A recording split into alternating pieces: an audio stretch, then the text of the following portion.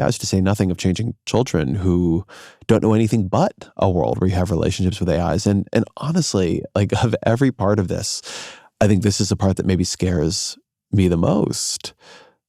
Altering our intuitions and expectations for human contact, having just people being raised in an economy that is dehumanized, and then also a social world, a digital social world that is dehumanized, where you send in your job application and you're interviewed by an AI, which is happening to people now, where you come at the end of the day and you want to tell somebody about your bad day at school and you tell an AI.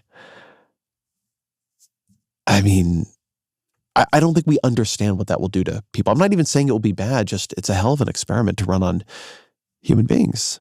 Well, and the question you're circling, that we're all circling, is what does it mean to be a human being? Yes. And that is not a question I'm going to be able to answer in a bill in but the U.S. Senate. Oh, of course. Well, podcast. Yes, that's where all the answers are. Fundamentally, I feel like every podcast is asking that question. I mean, go deep enough. I actually, in all seriousness, love podcasts because of that.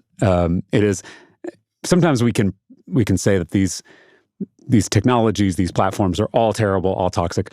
But podcasts, I think, are one of the beautiful things that have come out of it.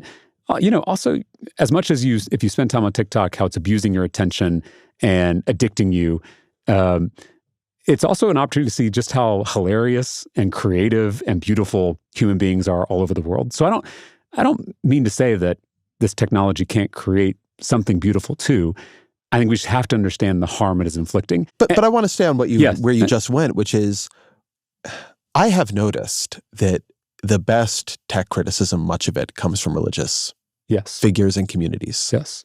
And one reason, I think, is because modern liberalism, neoliberalism, you might call it, I think it has a lot of trouble with moral judgment. It is built on the interest of the consumer. And if you're an adult and you're making a decision that's not hurting anybody else, who are we to tell you you're doing something wrong? And I think it is a truck that the algorithmic media giants have driven their products through.